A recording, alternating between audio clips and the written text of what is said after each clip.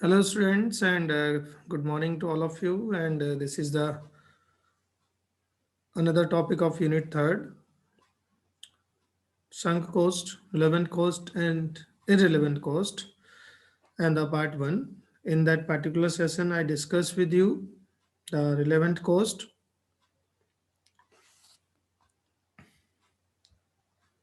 I discussed with you the different aspect of. So in that particular session I discussed with you the sunk cost, and in second part I will discuss with you the relevant cost and irrelevant cost. So first of all, I just want to tell you something about the sunk cost. So sunk cost basically the cost and sunk cost are expenditure that has already been made with some objective, and but some cannot be recovered if that objectives is abundant. तो basically हम इसको कह सकते हैं कि sunk cost एक ऐसा expenditure है जो हमारा खर्च हो चुका होता है, लेकिन अगर पर्टिकुलर ऑब्जेक्टिव के लिए हम जब खर्च करते हैं, लेकिन वो अगर ऑब्जेक्टिव फुलफिल ना हो तब भी हमारी जो कॉस्ट है वो हमें वापस नहीं मिलती है।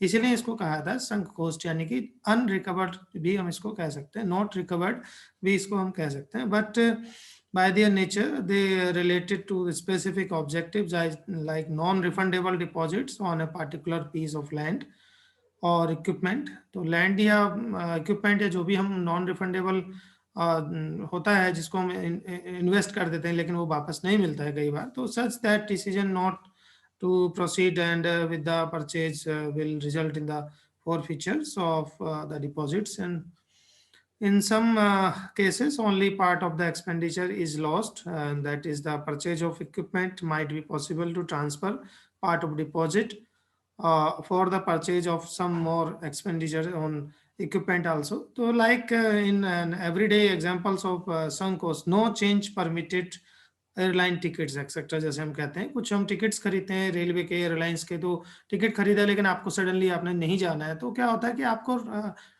जो एक्सपेंसेस हैं टिकट के का पैसा है वो वापस मिलता है, लेकिन उसमें कुछ चार्जेस हैं जो आपको नहीं मिलते वापस। तो इस तरीके से हम कह सकते हैं लाइक स्कूल्स वगैरह की फीस होती है, आपने एडमिशन कराया है स्कूल्स में, आप गए लेकिन सडनली आपने एडमिशन कैंसिल कराना है, तो आपको जो ट्यूशन फीस वगैरह है वो वापस होएगी, लेकिन कुछ फीस हैं जो वापस नहीं होती है। तो इसी टाइप से जो वापस नहीं होगा, रिटर्न नहीं होगा, उसी को हम सunk कॉस्ट कह सकते हैं। तो if one no longer needs to wants to take any trips and when etc., तो slightly all these things are there. So so basically sunk cost refers to the money that has already been spent and which cannot be recovered. तो sunk cost एक ऐसा पैसा है, ऐसा धन पैसा है जो हम स्पेंड कर चुके होते हैं लेकिन वो हमें रिकवर्ड नहीं होता है। In business, the axioms that has to spend money to make money. तो बिजनेस में कहा जाता है कि जनरली ये कहावत है कि जो spend money to make money, अगर आपको पैसा कमाना है आपको तो स्पेंड करना पड़ेगा। तो it reflect the phenomena of sunk cost, यानी कि आप जो पैसा खर्च कर रहे हैं वो जरूरी नहीं कि वापस आएगा, लेकिन आपको जो है इस तरीके से बना के रखना पड़ता है। तो ये प्रॉब्लम्स जो हैं आपकी आती हैं, और समटाइम्स जो है बिजनेस तो में आप जो इन्वेस्टमेंट करते हैं जरूरी नहीं आपको वापस मिलेगा, इस जो वापस नहीं मिलता है उसी को हम संक कॉस्ट के रूप में देखते हैं। Sunk cost differ from future cost also that a business may face and such as decision about the inventory purchase cost and product pricing etc. तो sunk cost जो है बेसिकली वो फ्यूचर कॉस्ट से डिफरेंट है, और किसी भी business में अलग अलग तरह के डिसीजंस जो हम लेते हैं, तो इन्वेंट्री परचेज करना है, प्रोडक्ट प्राइसिंग एक्सेट्रा, तो इस तरह की चीजें आपकी इसमें जो है हम देखते हैं। sunk cost are excluded from future business decisions, future business decision से इसको अलग रखा जाता है, and because the cost will remain same regardless of outcomes of decisions. तो ये भी आपको देखना होगा, जो डिसीजंस हैं वो बेसिकली उतने ज़्यादा इफेक्टिव अगर हम देखें तो नहीं होते हैं। तो संक कॉस्ट को एक्सक्लूड किया जाता है, जो फ्यूचर बिजनेस डिसीजंस होते हैं उससे बाहर रखा जाता है, and will remain the same regardless of outcomes and for the decisions. की एलिमेंट्स ऑफ संक कॉस्ट की अगर हम बात करें तो sunk cost are those which have already been incurred, ऐसी कॉस्ट जो ऑलरेडी हमारी इनकर्ड हो चुकी है, which can are not unrecoverable भी हम इसको कह सकते हैं, विच आर अनरिकवरेबल, यानी कि अनरिकवरेबल जो अमाउंट होता है वो हमारा sunk cost कहलाता है. In business, sunk costs are typically not included future decisions as they are seen as irrelevant. और जो इन बिजनेस अगर हम बात करें तो sunk cost को जो है फ्यूचर डिसीजन में इंक्लूड नहीं किया जाता है. They are seen as irrelevant and to the current and future budgetary concern also. Future budget या करंट या फ्यूचर बजट के लिए जो है ये रिलेवेंट होती है, इसका कोई वहाँ पर इसका इम्पोर्टेंट नहीं है. Some costs are in contrast to relevant cost and which are cost which have yet to be incurred. ठीक है, तो relevant तब होगी which can or future cost that have been incurred. So when understanding the sunk cost की अगर हम बात करें, when making decisions and business organizations only consider the relevant cost. ज़्यादातर बिजनेस डिसीजंस में रिलेवेंट कॉस्ट को ही कंसिडर किया जाता है, which include the future cost and still needed to be incurred. और जो बेसिकली इनकर्ड होती है, जो फ्यूचर कॉस्ट होती है, उसमें भी हम देखते हैं इसको इंक्लूड करते हैं. रिलेवेंट कॉस्ट बहुत इंपॉर्टेंट होती है और इसीलिए रिलेवेंट कॉस्ट को हम इसमें लेते हैं. सम कॉस्ट को इसमें बहुत ज़्यादा इसका रोल नहीं रहता है. The relevant cost are contrast with the potential revenue of one choice compare to the another. तो ये भी देखा जाता है रिलेवेंस जो कॉस्ट है वो कंट्रास्ट है with potential revenue and one choice of compare to another, and because some cost do not change and they do not considered etcetera. For examples, अगर हम बात करें, like a manufacturing firm may have a number of sunk costs such as the cost of machinery, equipment and the lease expenses on factory. All these things are the sunk cost. इनको sunk cost कहा है. जैसे machinery पे आपने expenses किया और एक particular objective को fulfill करने के लिए, लेकिन उस मशीनरी के बाद फिर वो full objective आपका fulfill नहीं है, तो मशीनरी का जो cost गया वो गया, तो recover नहीं हो सकता. Equipment से जो आपने लगा दी वो recover नहीं हो सकते.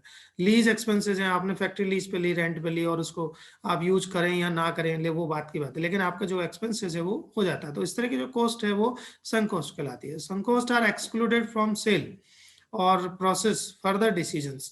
जो है सेल से उसको एक्सक्लूड करते हैं और further decision which is a concept that applies to product and that can be sold as they are and can be processed further.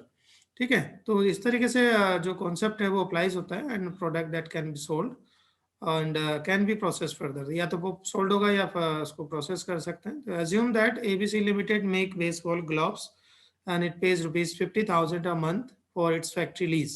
ABC Limited है जिसने 50,000 रुपीज पर मंथ लीज पर जो है एक फैक्ट्री ली है. And machinery has been purchase outright और 2,50,000. एक मशीनरी खरीदी है जिसकी कॉस्ट जो है 2,50,000 है. Company produce a basic model of glove that cost is 500 and sell it for rupees 700. एक कंपनी जो है ग्लोव बनाती है बेसिक मॉडल, वो 500 का है और इसको बना के फिर बेचने में जो है वो 700 का इसको बेचती है. तो manufacturers can sell the basic model and earn rupees 200 as profit per unit. तो यहाँ तक क्लियर है. तो कंपनी इतना कर रही है, लेकिन अल्टरनेटिवली अगर कोई company it can continue the production process by adding rupees 150 in cost. अगर कोई कंपनी जो है 150 रुपीज कॉस्ट में ऐड कर दे और then sell the premium model at rupees 900, अगर वो 900 में बेचना शुरू करे, to make this decision the firm compare the rupees 150 additional cost. तो फिर कंपनी को 150 रुपी एडिशनल कॉस्ट देना पड़ेगा and with the rupees of 200 added revenue, और जबकि 200 revenue उसको एक्स्ट्रा मिलता रहेगा, and decide to make the premium gloves in order to earn rupees 50 more in profit. ठीक है, तो प्रॉफिट भी उसका बढ़ जाएगा. तो cost of factory lease and machinery are both the sunk cost. तो फैक्ट्री लीज या जो मशीनरी कॉस्ट है वो sunk कॉस्ट है, और आप उसको बढ़ाएं या घटाएं वो आपके हाथ में, मतलब जो sunk कॉस्ट है उस पर कोई इफेक्ट नहीं पड़ता है and not a part of decision making process also. और ये बहुत ज़्यादा ऐसे डिसीजन मेकिंग वगैरह में भी यूज नहीं होती है. If sunk cost can eliminate it at some points and it become a relevant, cost should be part of the business decision about the future events. तो ये ध्यान रखना है कि जो रिलेवेंट कॉस्ट है वो काफ़ी इंपॉर्टेंट होती है, जो शंक कॉस्ट है वो एलिमिनेट कर दी जाती है सम पॉइंट्स पे और उसको कहीं यूज भी नहीं किया जाता. तो thank you very much. If you have any problems, then ask me and call me anytime, anywhere. So I hope this is all about the sunk cost, and I will discuss in my next lecture about the relevant cost and irrelevant cost. Thank you very much.